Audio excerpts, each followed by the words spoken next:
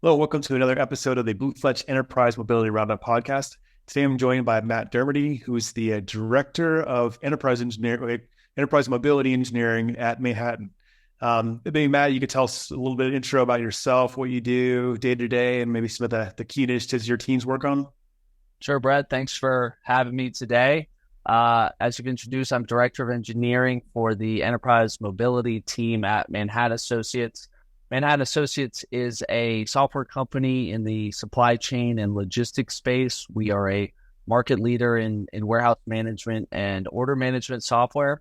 And then for Manhattan, I work on the Enterprise Mobility team, which is specifically focused on third-party hardware and software solutions that we partner with that we generally think would integrate well with Manhattan Associates software. So we look at the market, see who the leaders are, find cool and interesting technology that our end customers would be interested in. We partner heavily with those providers, and then we go to market with a unique solution typically to provide to our end customers. So my specific focus over the past decade or so has been on the mobility side of things. So the mobile devices that would be used in the warehouse or say retail store space.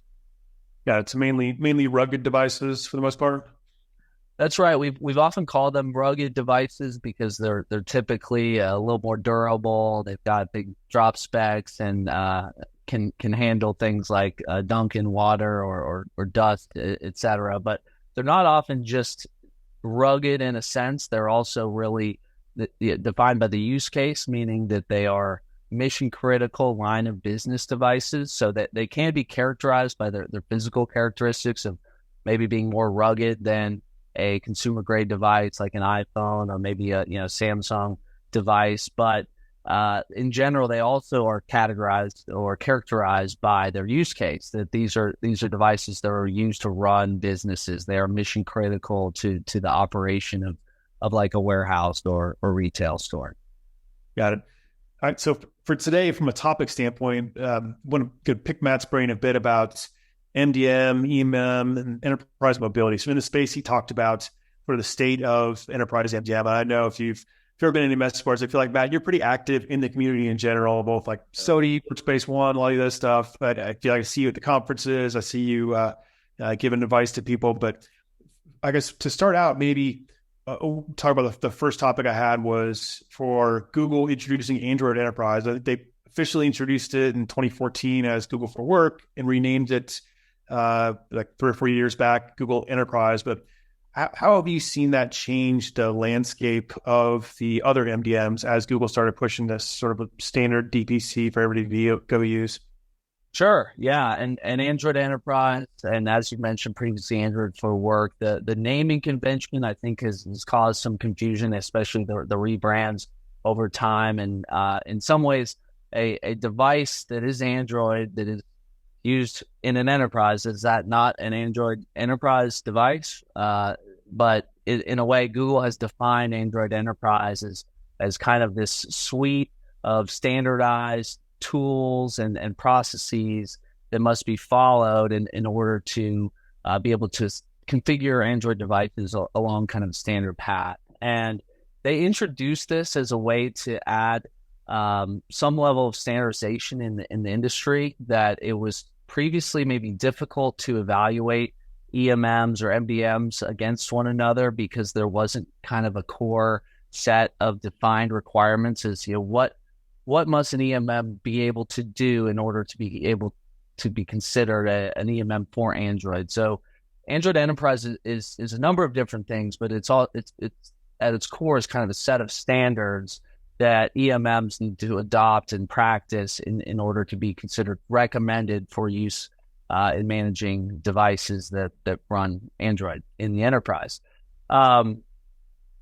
It was, at least, from Google's perspective, that they're really always afraid of like the big F word. You've heard of maybe fragmentation as something Google has been frustrated with, maybe negative marketing in the past. So this is one of their kind of general trends that we see them pursuing to try to break that down and consolidate things and add standardization to things that they do, so there's less confusion in the market. I think there's been maybe, at least from my perspective, some level of negative side effect of this in that Android Enterprise became kind of a lowest common denominator. It's the base set of capabilities that you need to be able to perform in order to be considered an Android Enterprise EMM.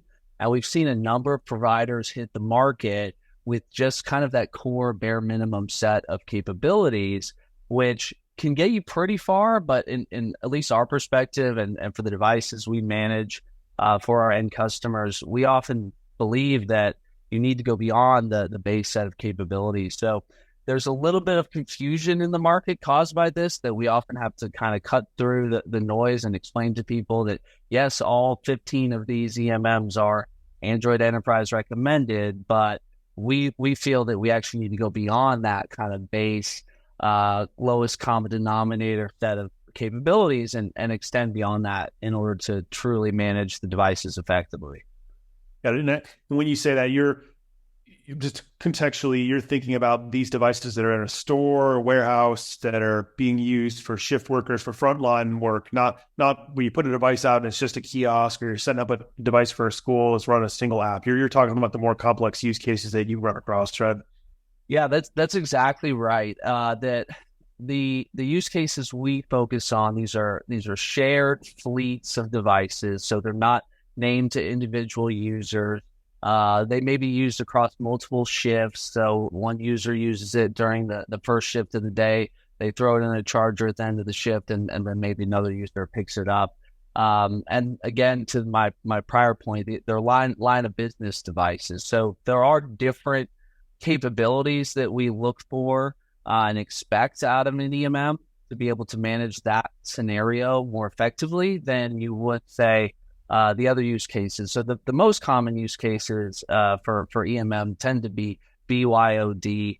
This is the management of knowledge worker devices. So I get hired on to a corporation, and I need to bring my personal phone, and I want to get access to corporate email and corporate documents, maybe the corporate Wi-Fi network if I'm in the office.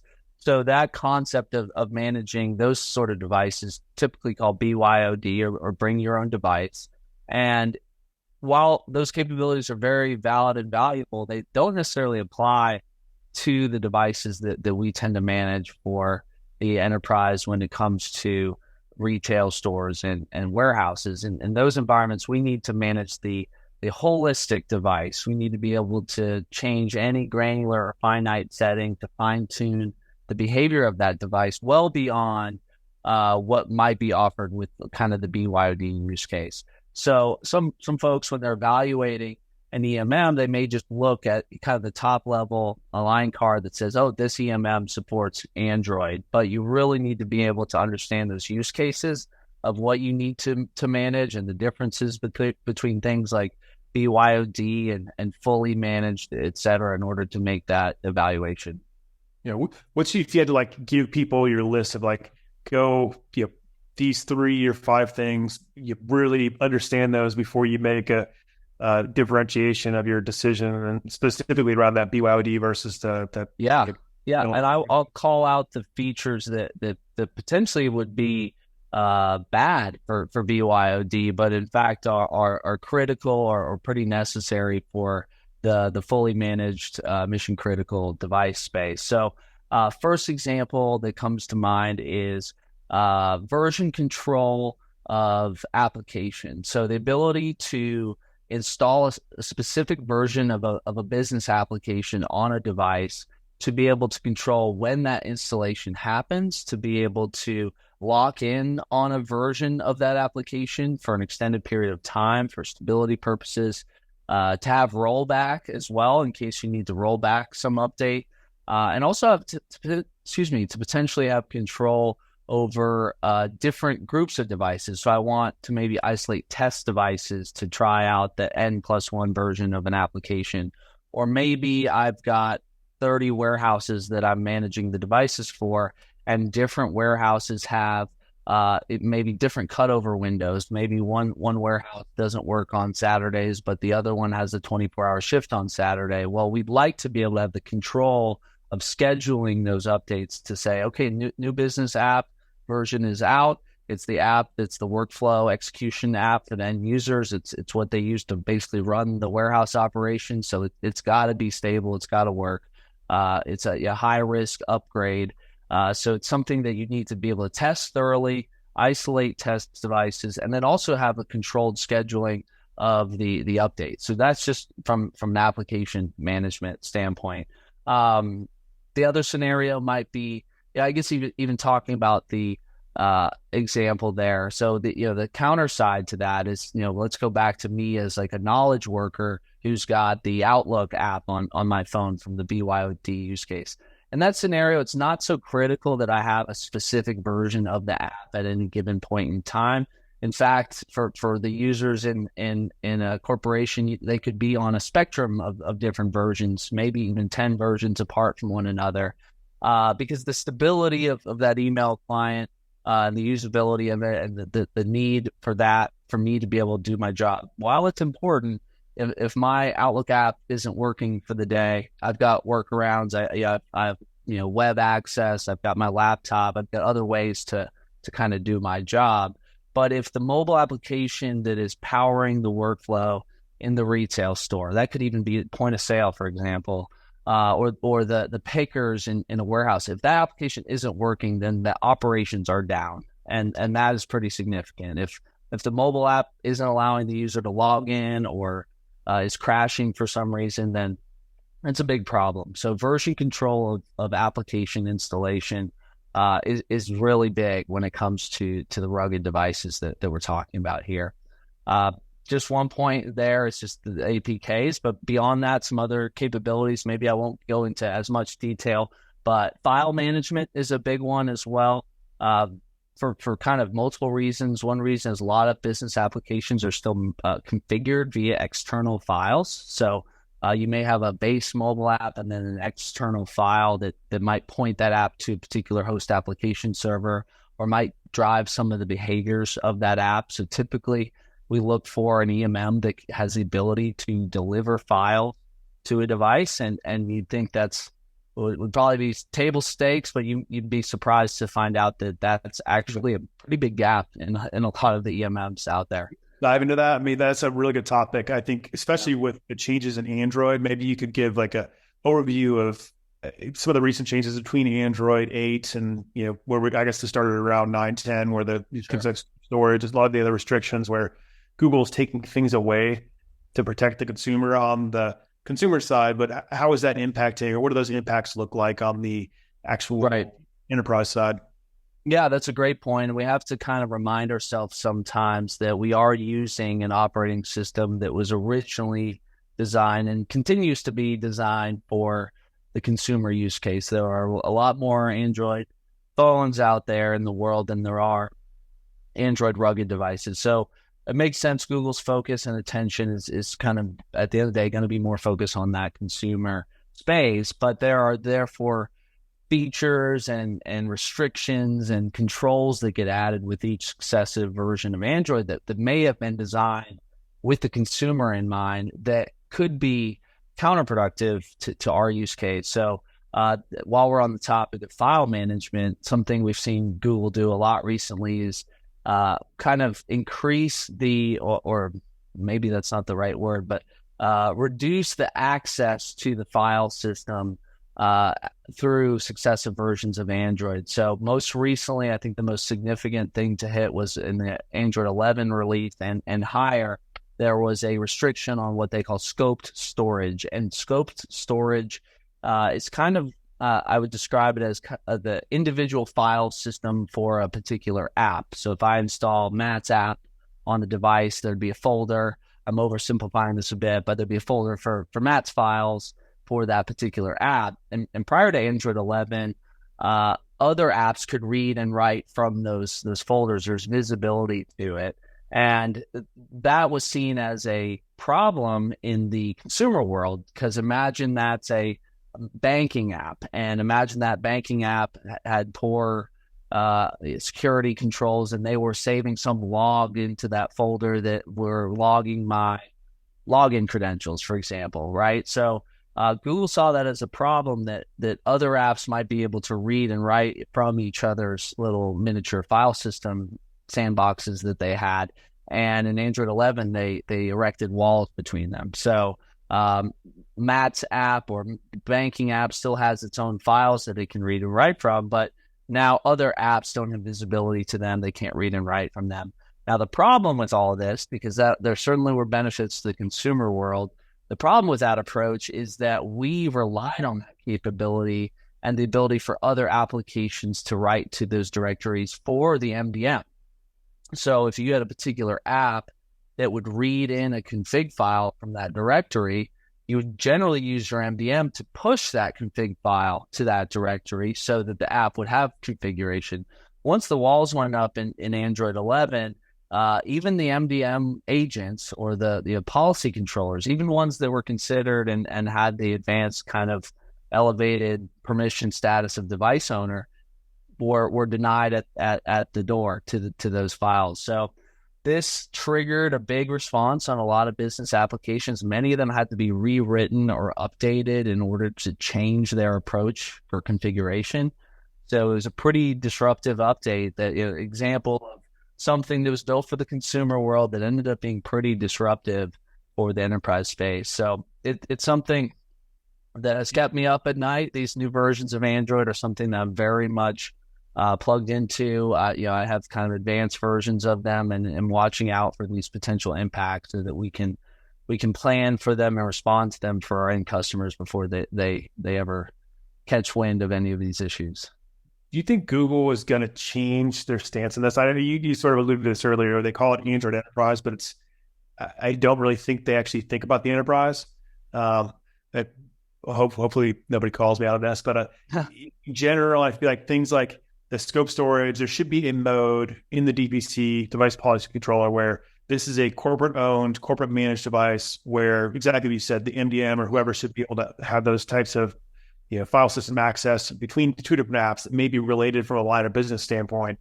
Like now, the only option is really using SD card, or you still need permission for that, and you can't do that on certain devices. But I've seen would be like device ID. You're not allowed to use device ID anymore, or MAC address. And I've had some, you have 40,000 devices and they rebuild 20% of them every year. So they effectively lose visibility into that device. So there's things that I feel like Google, the intention is right, but I feel like in the enterprise, they've done it wrong. Do you think that's going to change at all, or do you think it's going to continue down the road it's going?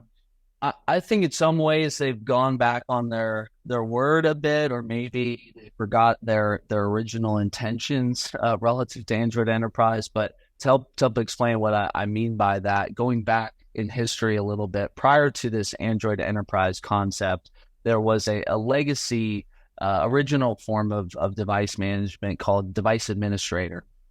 And Device Administrator was actually pretty great when it came to the use case that I care about, the ruggedized devices, mission critical devices, because if you activated a agent for an MDM or a device policy controller for an MDM as a device administrator, it would gain full access and control to the device, which for our use case is great. That's exactly what we want, where these are corporate owned assets. And the issue, I guess, with this approach, or one of many issues, is that there was opportunity for malicious intent, meaning a developer could publish an app to the public Play Store that looked to be like a bubble breaker clone or some sort of game, but in the background it could be requesting that particular permission. And Google has always given users this big pop-up prompt of what permissions an app is requesting.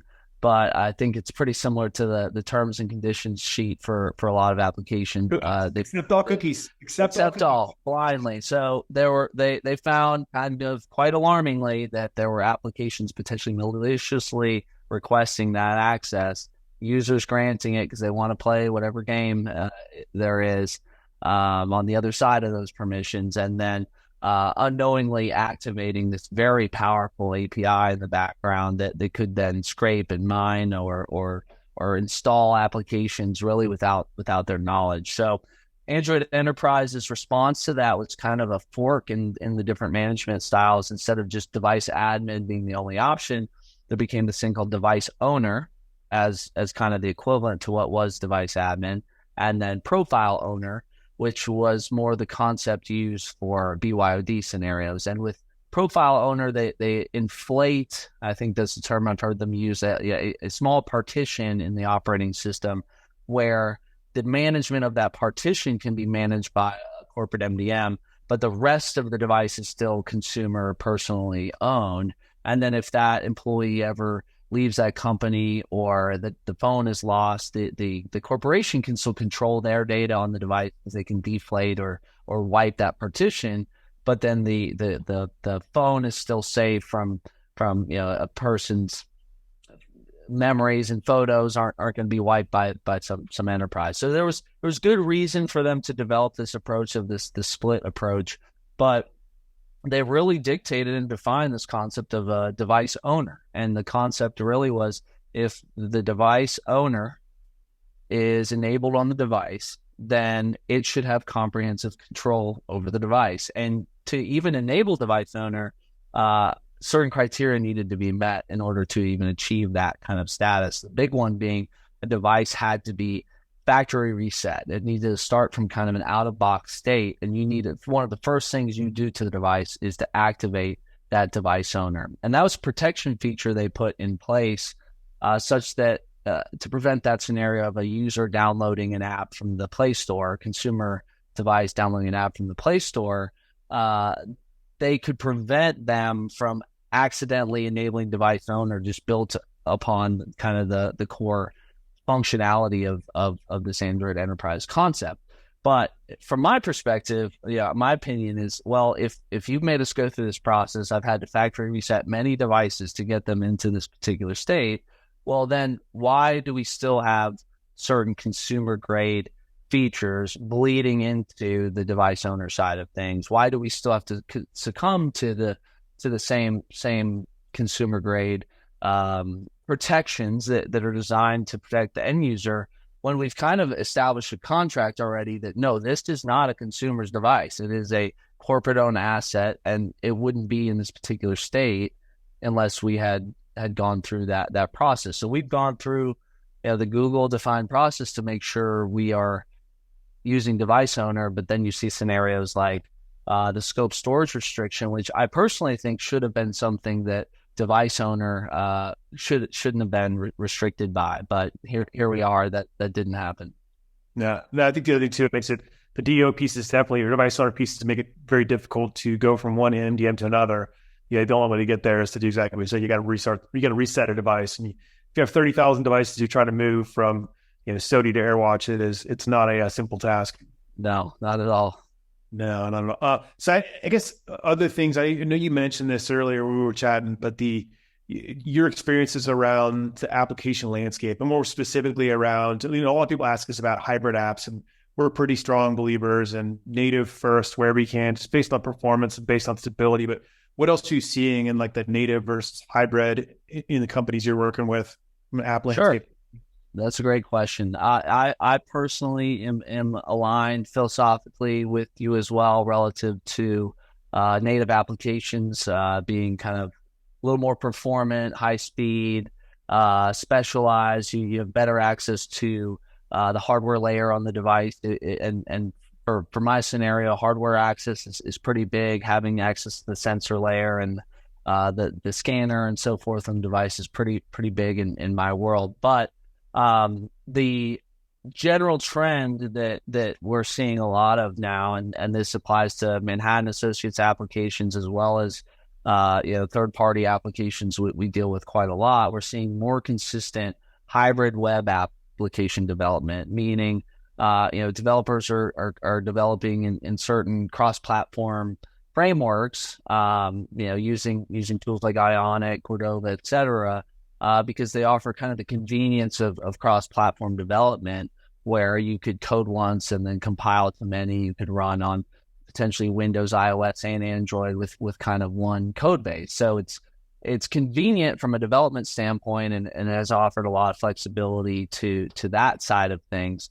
Where it becomes a challenge is where we deal with the admin side of this and managing the devices. And why that's a problem is that these web applications, you need to think of them as basically running inside of a a web view, which is this kind of browser container. So you open up the application and they're going to do their best to make it look like it's rendering native UI components that match the operating system, but you're really looking and interacting with web content, and that web content is rendered in the context of a little browser view, and it might be full screen. There's not going to be a URL bar. You may not know, if you don't know what you're looking for, that you're actually in a browser view interacting with this app.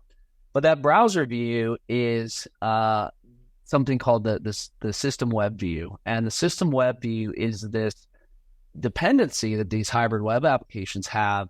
But from a device admin standpoint, what I often focus on is stability of the environment, and I don't have good version control over that particular component. So here we have something that is critical and is a dependency for the business applications now to run, but without any ability to control what version is installed and when. And that does keep me up at night in some senses. We have been burned by this a few times, and don't have a great solve for this necessarily. And this is the problem with this is when I say we don't version control, this is a component of the operating system that is pushed from Google Play to the devices in the background.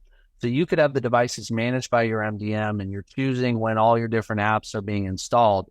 But then there are extra apps, the system apps, that Google is just deciding that need to be pushed. And this is yet kind of another example of a consumer protection feature impacting the enterprise. And it's a consumer protection feature in the sense that new versions of WebView, new versions of Chrome have new security patching. It makes sense to keep those things up to date, especially for the end consumer using kind of Android phones. So they have kind of a core functionality of Google Play is to be pushing these updates in the background all the time.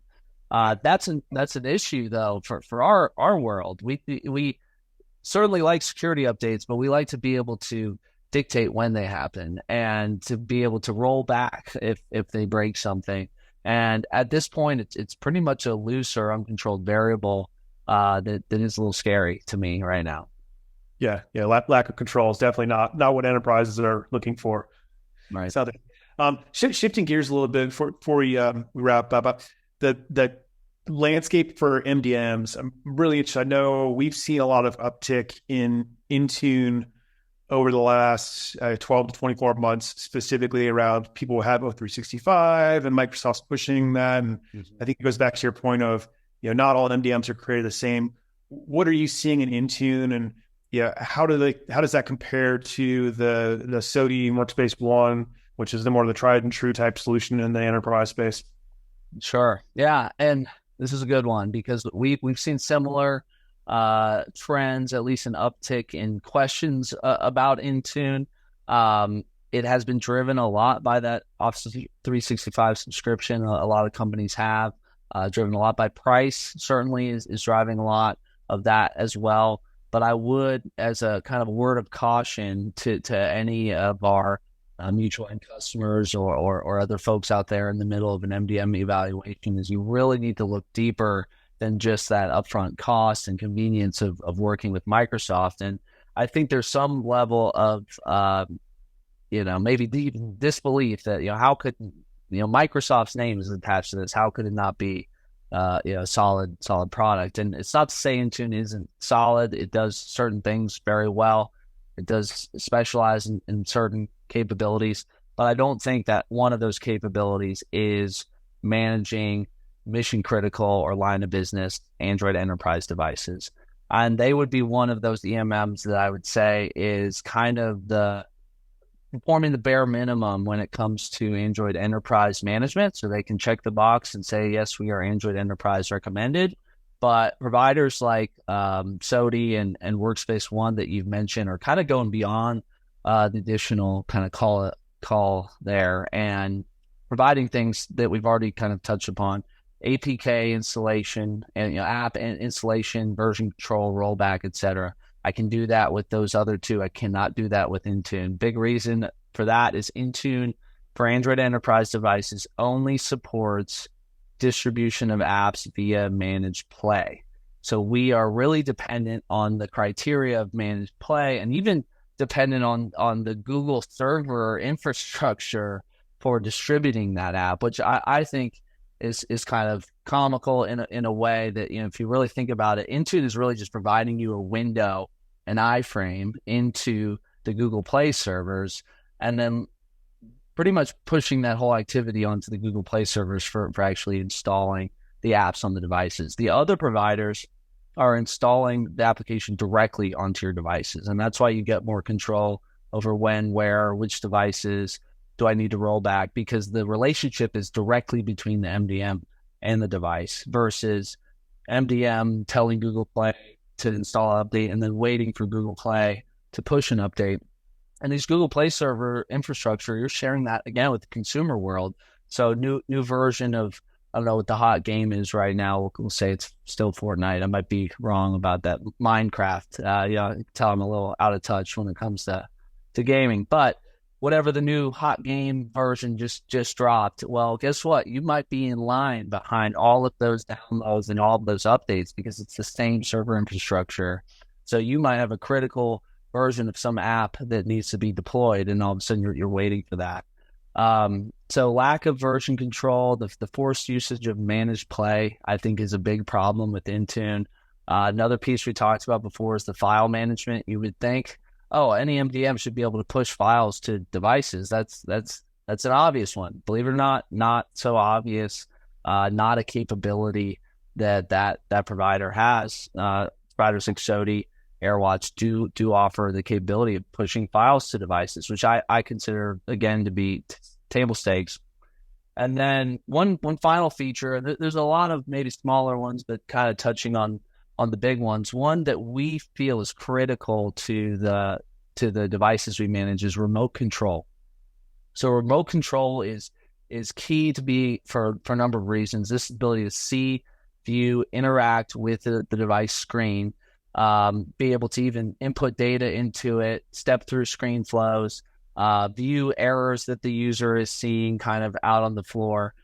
This tool became especially critical as we transitioned to a lot more remote support over the past few years, where and even in a lot of cases, our end customers may not even have as many local IT members on site anymore.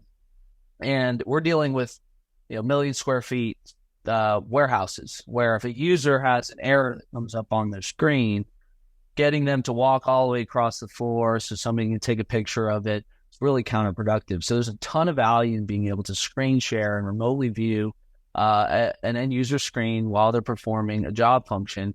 And I bring that one up because it is a feature that is native to tools like Sodi.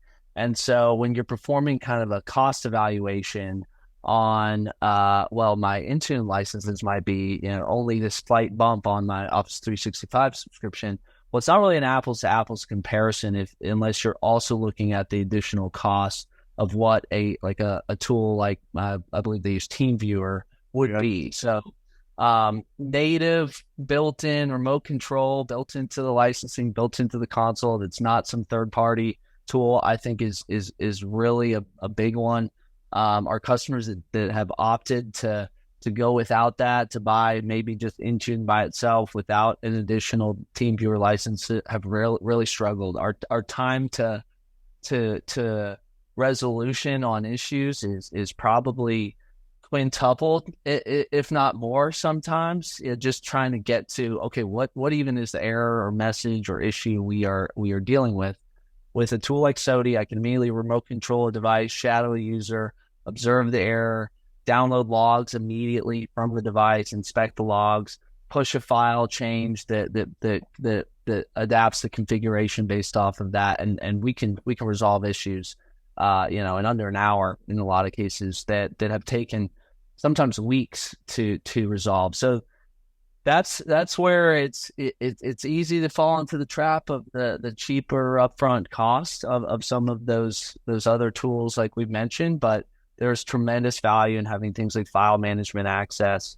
I use that example for pushing files. We also pull files from devices, log files. We need to log files are really big for troubleshooting purposes, and if I can remotely retrieve that off a device without having to cradle a device or get in front of it physically, I can jump straight into a troubleshooting effort. And I just can't imagine not having that capability in supporting our customers.